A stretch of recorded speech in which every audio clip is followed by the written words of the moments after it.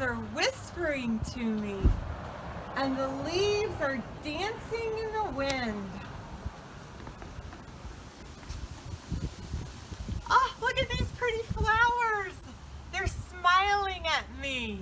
I'm a little bit chilly. Hey, sweater, will you wrap your arms around me? Oh, that's better. Look, who's here to play with me? My shadow. Whew, I had a fun time playing with my shadow. And now I'd like to read you a poem called Hide and Seek Shadow by Margaret Hillard. I walked with my shadow. I ran with my shadow. I danced with my shadow. I did. Then a cloud came over and the sun went under and my shadow stopped playing and hid. Hello everyone, this is Miss Lewis, and today in poetry we're talking about personification. So when a writer uses personification, the writer is taking things that are not human and making them become human. So for example, in my playtime and in the poem, the shadow was not an extension of myself. Instead, it was another person. It was a friend that could play and hide. So also, when I greeted the world outside my house, I said hello to the world as if the world was a person. When the breeze came, I heard the breeze talking, whispering, in fact. Well, to talk and to whisper are human-like actions.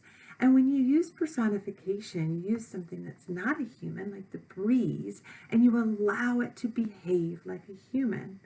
Also, I saw the leaves dancing. Well, the leaves were really just moving because of the wind, but because I was in the mind of someone who's using personification and my imagination, I saw the leaves dancing. I saw the flowers smiling at me. You'll often hear people say, the world is smiling at you. Well, they're using personification when they say that. Sweaters don't really have arms, and they can't wrap them around you without your assistance. But when you're using personification, all of a sudden the sweater is a friend to me, another person wrapping its arms around me. So you get the idea. There weren't a lot of people around me, but I had a lot of talking going on and listening, and I was seeing lots of human-like action in the world. Well, today, that's what we're going to do in our poetry. We're going to take things that are not human and we're going to make them behave like humans with actions and characteristics. So one way this is done quite often is in nursery rhymes, and I bet you'll recognize this poem that has quite a bit of personification going on in it. Hey diddle diddle, hey diddle diddle, the cat and the fiddle. Well, right there, cats don't typically play fiddles. So here you're giving the cat a human-like characteristic, the ability to play an instrument. The cow jumped over the moon. Well, a cow taking a big jump is more of a human-like action. The little dog laughed. Here you have a dog laughing away to see such sport, and the dish ran away with the spoon. Well, the dish and the spoon running is a very human-like thing to do. And of course, objects don't run on their own, but in poetry and with using your imagination, they can. So poets often use personification with animals, like the little dog and the cat.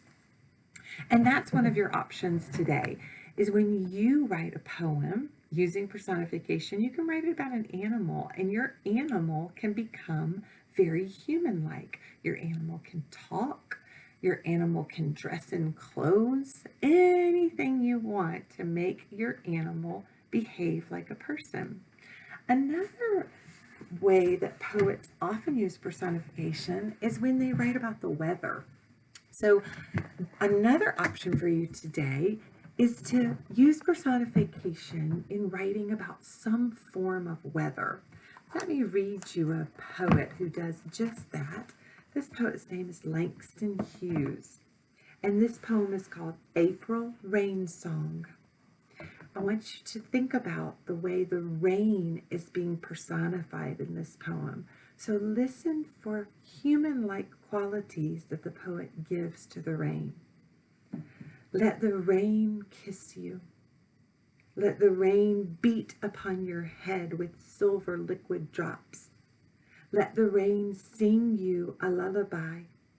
The rain makes still pools on the sidewalk. The rain makes running pools in the gutter. The rain plays a little sleep song on our roof at night. And I love the rain. What a beautiful poem. So Langston Hughes has taken the rain, and instead of just having rain fall and touch your cheek, the rain kisses the person. So to kiss is a human-like action. And in this poem, the rain is kissing. The rain is beating on someone's head. The rain is singing. The rain is playing a little sleep song. So to sing or to play an instrument of any kind is a human-like thing to do. And in this poem, the weather is doing that. So you might think about writing about another type of weather and turning it into a person and seeing how that plays out in your poetry. So poets use personification to write about animals, weather, and just about anything else. Anything that is not a human, you can transform into behaving more like a human using personification.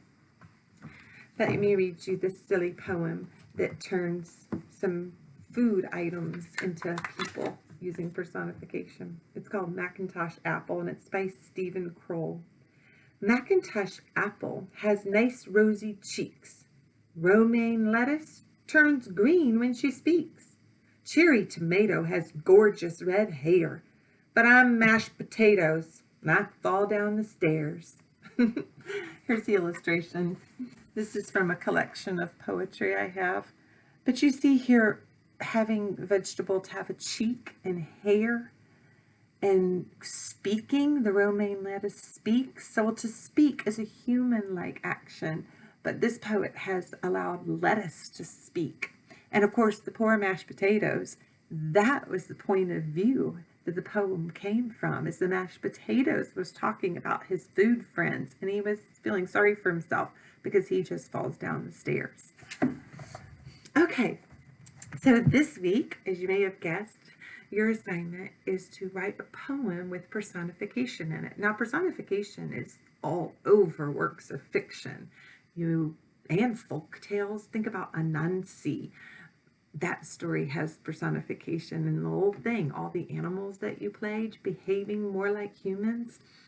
So in your poem this week, you can write about an animal. You can write about weather. You could write about anything. You could write about your pencil and turn your pencil into a pencil that can talk and maybe dances across the page. You can write about just about anything, but if you're feeling stuck, try animal or weather as a good starting point. And I'd like you to challenge yourself this week to write a poem with at least 4 lines. Now, can a poem be 2 lines? Absolutely. But as writers, we want to practice the art of writing. So for this week's assignment, I'd like you to try to make that poem at least 4 lines long or longer. Okay, so before we leave, I want to share with you a poem that's about poetry. And this is from our book that we've been looking at called Honey I Love by Eloise Greenfield. I've been enjoying your poem so much, and I just thought this might inspire you a little bit as you get ready to try personification. Things. Went to the corner, walked in the store, bought me some candy. Ain't got it no more. Ain't got it no more. Went to the beach, played on the shore, built me a sand house. Ain't got it no more. Ain't got it no more. Went to the kitchen, Lay down on the floor, made me a poem, still got it, still got it. So in this poem, the little girl bought some candy, but when she ate it, it was gone. Built a sand castle, but when the waves came, it was gone. But her poem that she wrote, she was able to keep. And that's one of the wonderful things about writing. You really can seal it in time and treasure it for as long as you want to. So just keep that in mind as you write this week. A poem is worth so much. It's a place where you put your imagination and your ideas. And once you put it on paper, it's there forever. So I'm so proud of all the work you're doing in writing. And I just want you to really stretch your imagination this week. Look around the world. Think, what can I make human-like? Where can I find a friend in something that's not a person, but make it behave like a person? I look forward to reading your poems.